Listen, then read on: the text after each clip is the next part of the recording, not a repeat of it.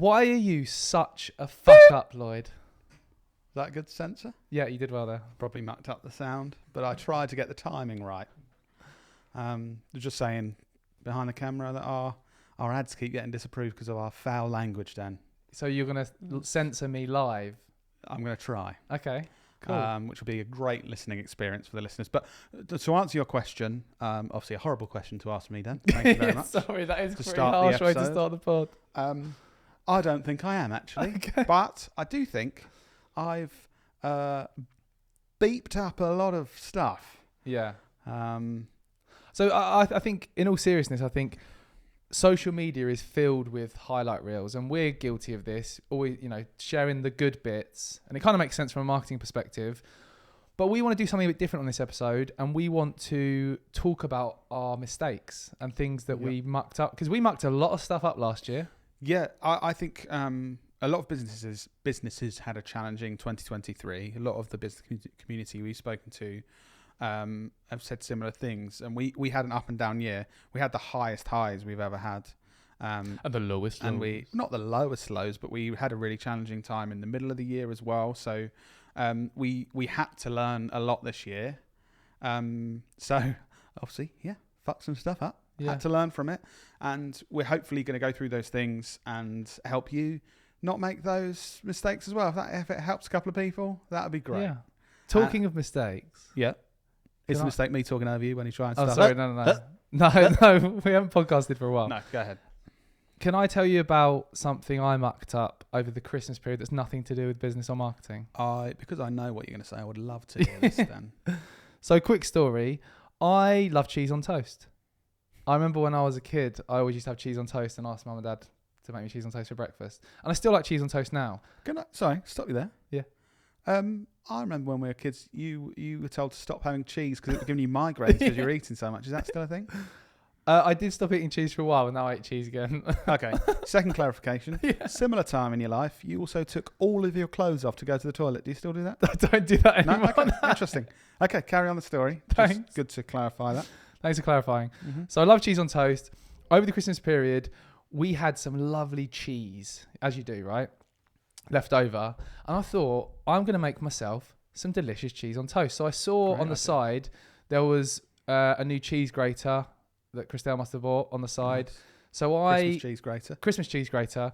So I got grating, and I grated my cheese on my cheese on toast, cooked it, ate it, loved it.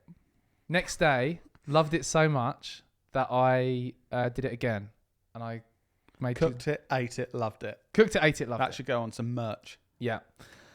And then a few days later, Christelle said something horrifying to me. She said, why is my foot grater in the dishwasher? Oh, I knew it was coming, but it still makes me cringe. Yeah. So you've just been eating... And she'd used it loads as well. Oh. She even soaked her feet for like 2 hours to really grate it off the night before I did the cheese on toast. One of the bits, there's lots of things I love about this story. But one thing is, I love that you love the cheese on toast so much after using the foot grater the first time. You're like, oh, I want more of that foot cheese. Yeah. Oh, that's... It's just so horrible. And Lloyd keeps telling everyone that we meet at the story. I will continue to tell everyone that story because it's the best thing that's happened to me for a while. Yeah. I like that. Going back to our theme of business and marketing, Lloyd, and helping the anchors outside of cheese grater stories. Yeah. What's one of your biggest fuck ups from last year, and what did you learn from it?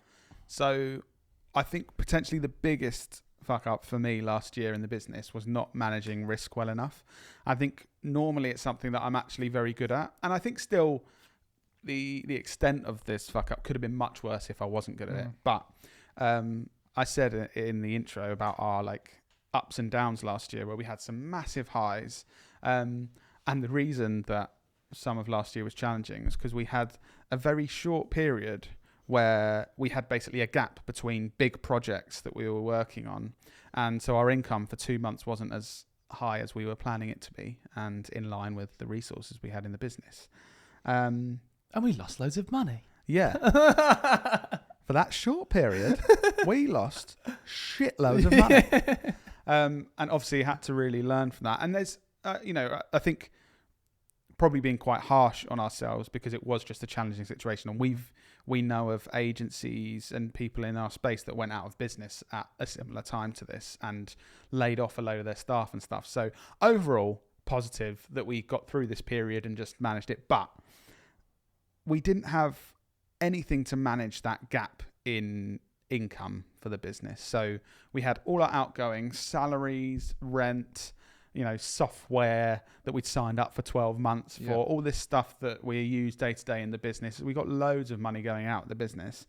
And so if you think you get a gap in your income, you've got all those expenses going out every day, money out the bank. Mm-hmm. And if you have a gap in your income, there's not much filling that gap. Yeah. So on the positive side, what we've learned from it means we now are in a far better position. And even if we say in 2024 we come across exactly the same thing, the business is now completely prepared to manage this risk and get through it. So I guess to tell you why the negative stuff, why this happened, might be relevant to your businesses. Negative side, 90% probably of our business was project based. Mm-hmm. So this is relevant to some businesses out there. Big red flag. It's not. So some businesses, you have income that's just like, we have this guaranteed income over a long period of time. We have clients that pay us this much every month. And you have quite a long period you can forecast ahead to say, well, we know these customers are paying us all this money for the next 6 months, 12 months, 2 years. It's just about retaining them, basically, keeping them happy and keeping them paying. Whereas because of the nature of how our business has grown, we've got the marketing side of our business and we've got the kind of video and content production side of our business. And if you own a video production agency or a business in that space, you'll know that nearly all of the work traditionally is project based in that kind of world. And I spoke to, when we love talking about Ibiza, spoke to a couple of video production agency owners in Ibiza who said the same thing, that it's just project based, so you never know what's going to come in. So that's how our business was set up. So you can see what could happen here. If you've got these great projects that are really profitable coming in, while they're coming in, it's like, this is great.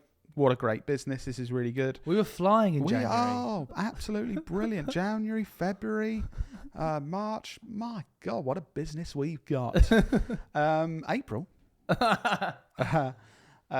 Basically the gap that we had. So a gap in our sales. And really it was just timing. So slightly the economy, bit of a downturn, bit of people worrying about spending money. But mainly it was just timing and a gap between big projects. And that money continued to go out. Another issue, so the second thing that made this harder for us is we've always believed very much previously on employing people full-time and having all of our resource employed in-house. And the reason that made it harder for us was because we have to keep paying those salaries. Unless we really want to screw over people, we've got to keep paying those salaries. And that's our highest priority, to look after the people we have in the business. So what we've moved to now, so we've still got our employed team, and it has actually grown since this period in 2023. But now we're a lot more cautious and balanced. So we now have areas of our business where we have people who are part-time or freelance within our team, that it's much easier to scale up or down with busy times or quiet times. So we can cover the normal level of work with our employed team, and when we have great times, we also have great people to use. And another positive thing, the second thing that is the biggest game changer for us, that's going to help us avoid this, which hopefully you can learn from if you've got this type of business, we started moving much more to a retainer based model for a lot of our clients. So we're now much closer to 50-50 to monthly retained income from clients and project-based work. So that monthly retained income tends to be less profitable, which you could see as a negative, but we now have that stability of lower profit work that covers all of our expenses. And then we've still got those projects that we are usually slightly more profitable and can be up and down. So that was a big thing to learn, but really excited about 2024 with those two changes and how we overcame that. I want to ask you something that I think anchors will be thinking. Yeah. So obviously that, when it was all going well, brilliant. You know, we're high-fiving, we're dancing around. Woo, yeah, the business is going great. When it hit that point of not doing well, firstly, one, how did you feel?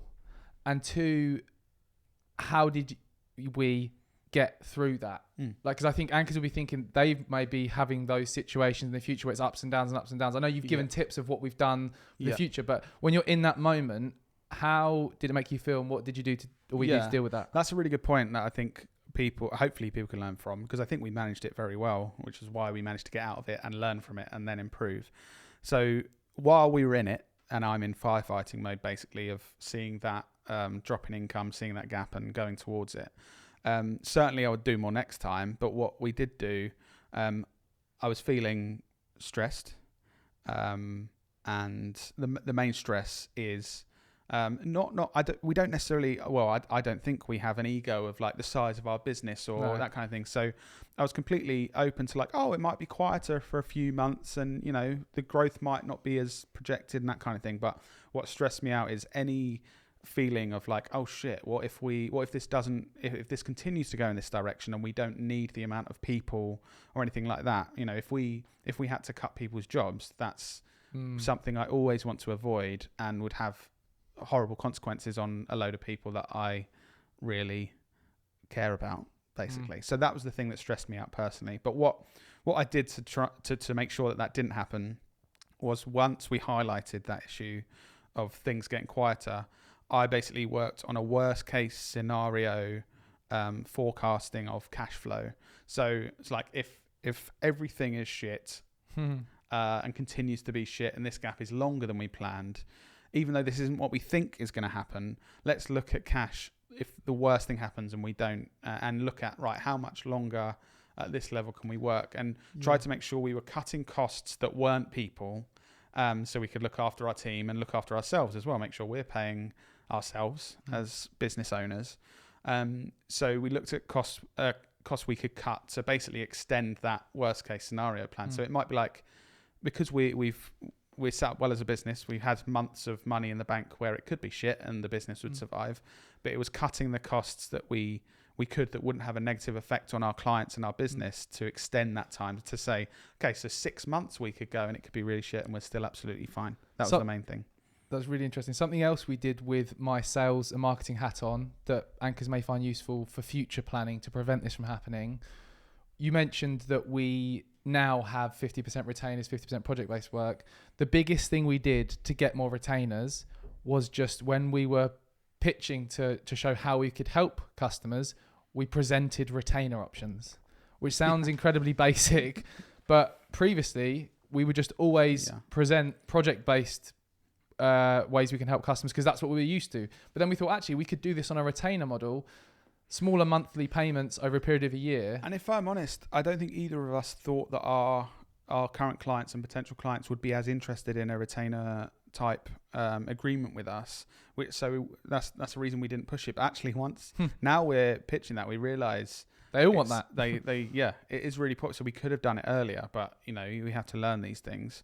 But I think the stability for us of the income over a period of time, and working with someone over a period of time, rather than big peaks of activity and then dips, it's the same for a client. If they're confident to work with us, they can sign up to work with us for a year and have the confidence that they've got that stability. They've got a partner they can trust over this long period of time, rather than kind of getting us to, you know, over a 3-month period, shoot this content and have this big project, and then we kind of go away and we might see them again next year when they want to work with us. So I think they appreciate that stability as well. Yeah. Have you got anything that can match that level of?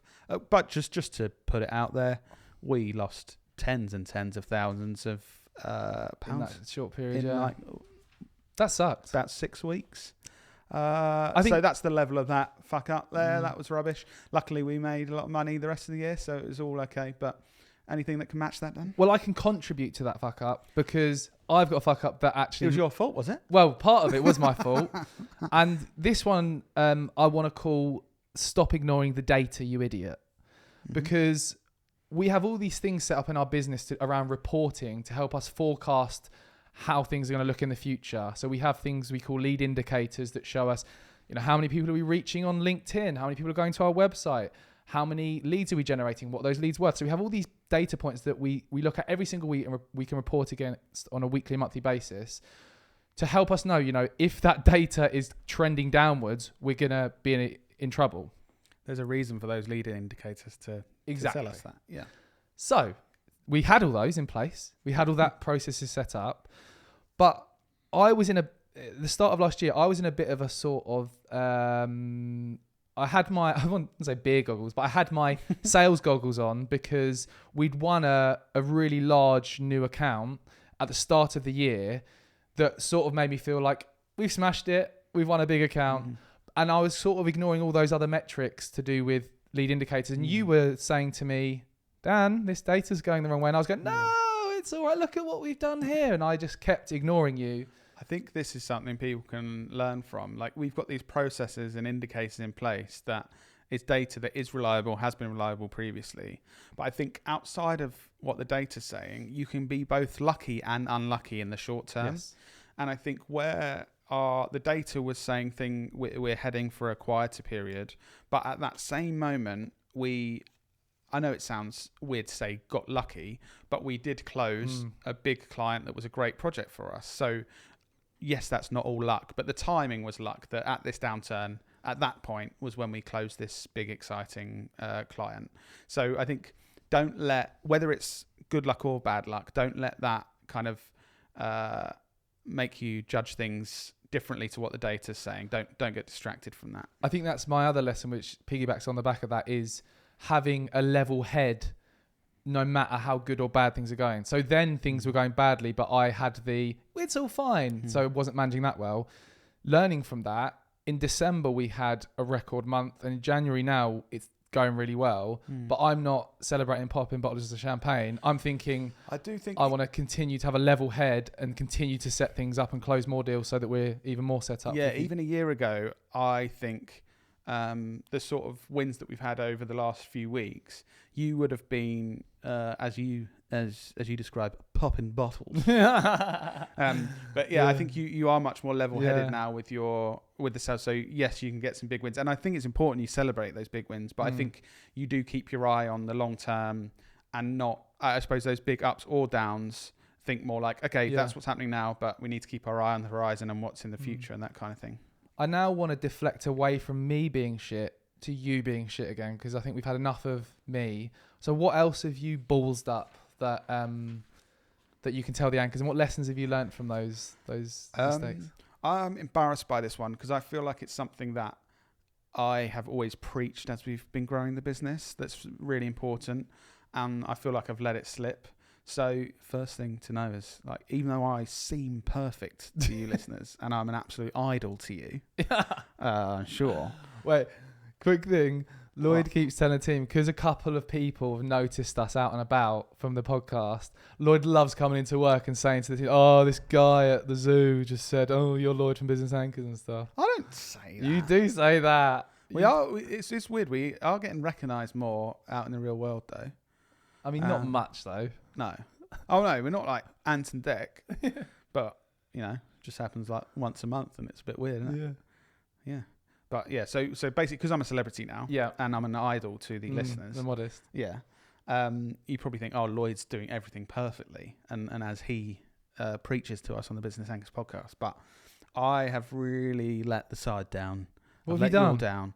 I haven't focused on the business enough and on our business enough, and I've been too focused on supporting, delivering work for clients, and it has had negative effects on the business. And I to be fair to myself, it's been challenging with my time, but I've spent months where I think I've been doing good work, but I've been doing good work that other people should be doing, and I've been doing it over a period of time, and then I haven't focused on the things that I can add the most value to, with growing the business, setting up new processes, supporting the team in their roles and supporting their development. And I've been supporting more with managing paid campaigns and different parts of the client work we're delivering and that kind of thing. So I've noticed that now for 2024, basically blanked out a full day every single week to say, no matter what's happening in the business, I'm going to spend that day on our business and not on the working on client projects and that kind of thing, which is hard to do because, we've got a lot of clients and we've got... All right. We get a lot of clients. No, but we've got... So there's multiple people that want to speak to me or like want my time. You're so important. No, that's not what I'm saying, Dan. What I'm saying is I'm not important, so they should be speaking to other people. Yeah. But I think I, for too long, have been like, oh yeah, I'll have a call with you. Yeah, I'll do this. And clients and our team have got used to that. Whereas sometimes I need to say, like, oh no, I can't talk to you on that day, or oh, you can speak to this person. And I've kind of clinging on to things too long. I need to delegate that more so that because I think I'm doing a positive thing of like, oh, I'm helping out with this, but actually it's not the right things to help out with. Something else we do in our weekly meetings now is Lloyd and I both look at each other's calendars and what we spent our time on and look and try and find things that we shouldn't have done, basically. And the thing that I always say to Lloyd, and he says this to me as well, is about, could you create a Loom video, like a screen recording video where you narrate over it, teaching someone else how to do this so you don't have to do it? And we're constantly trying to find those things. So anchors, if you're doing anything that a virtual assistant or an assistant or someone else could be doing, then create a Loom video and create One of our clients shared something they did as well recently that I thought was really good and has made me shift how I think.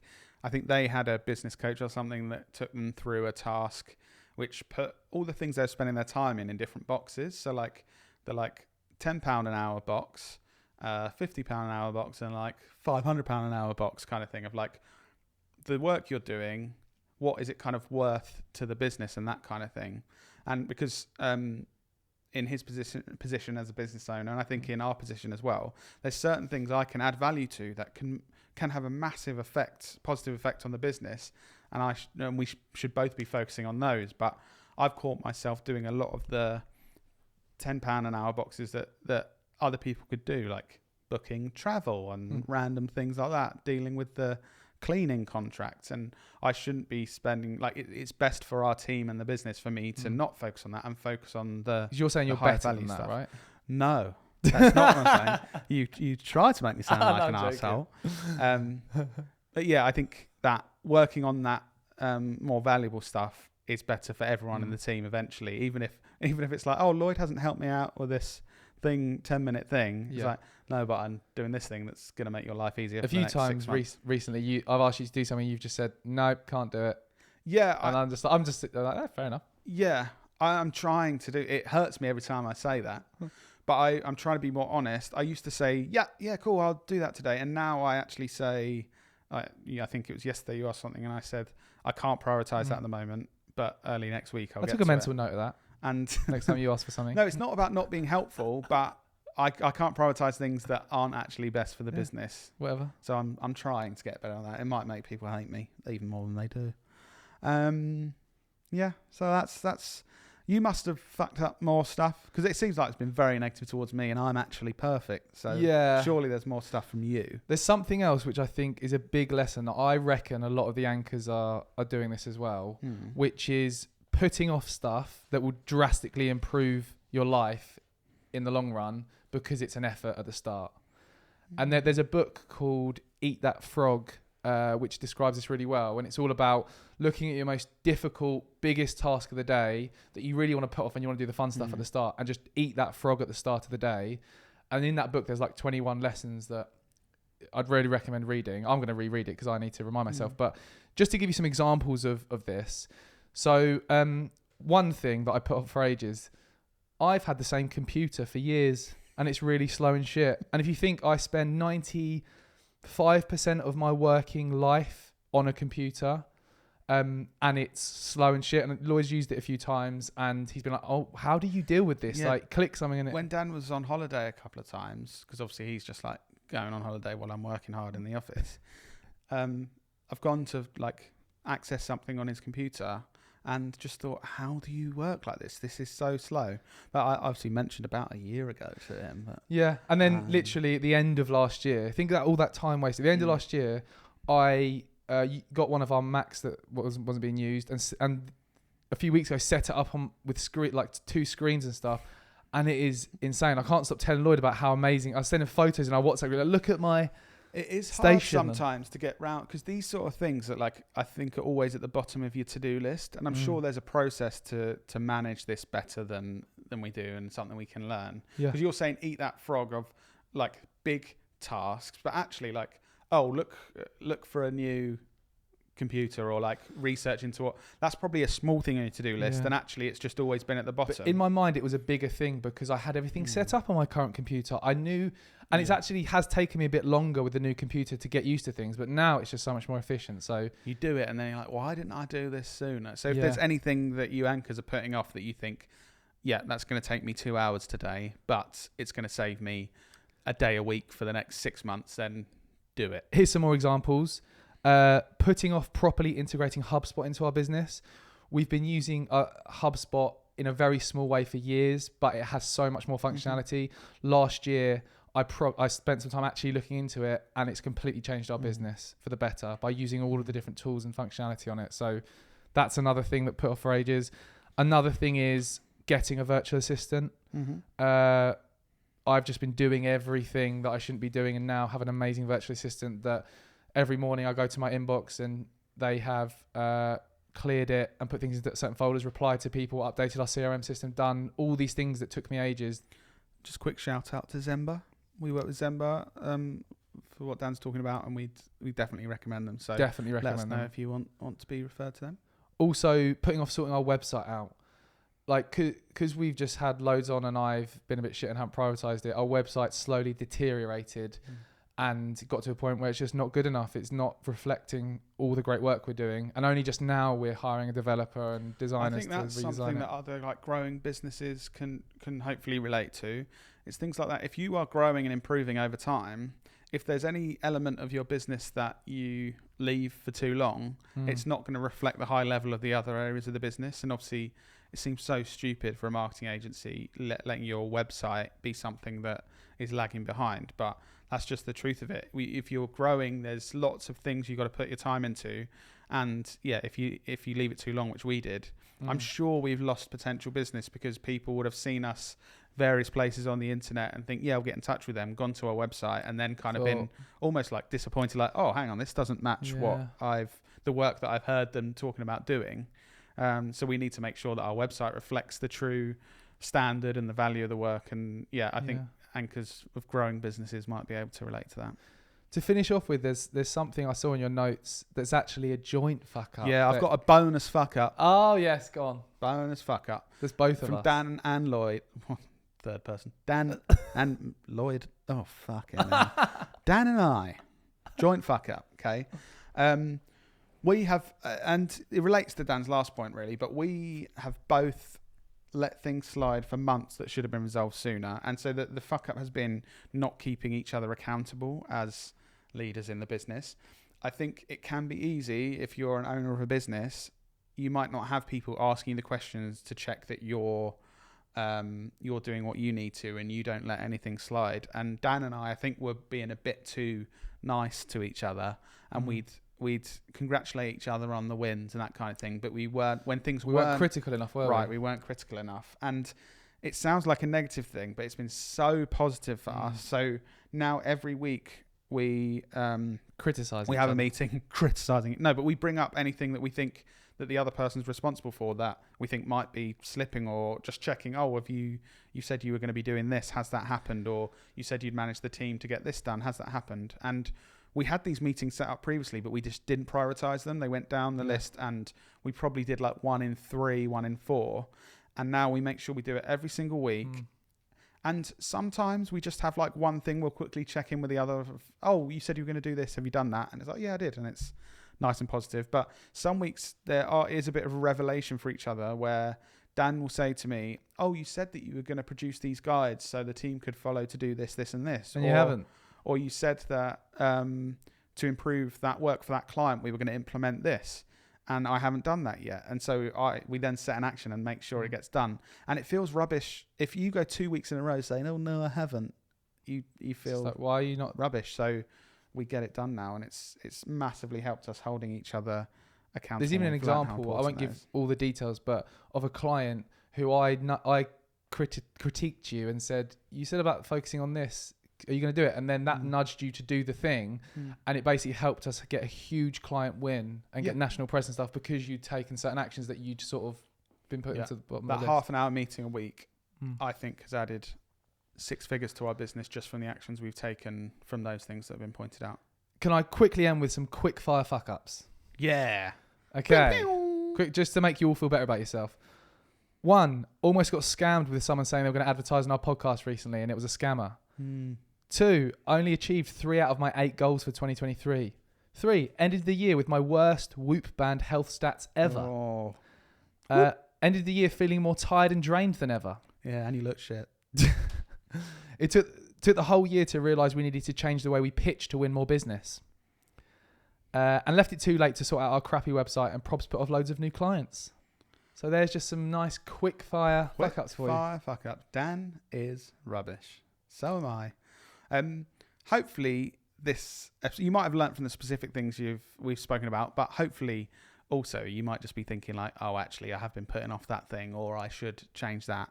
I think reflecting on the things you haven't done well is almost more important than reflecting on the things you have done well. So we've learnt massive lessons from that. Hopefully if you reflect on 2023, you can too.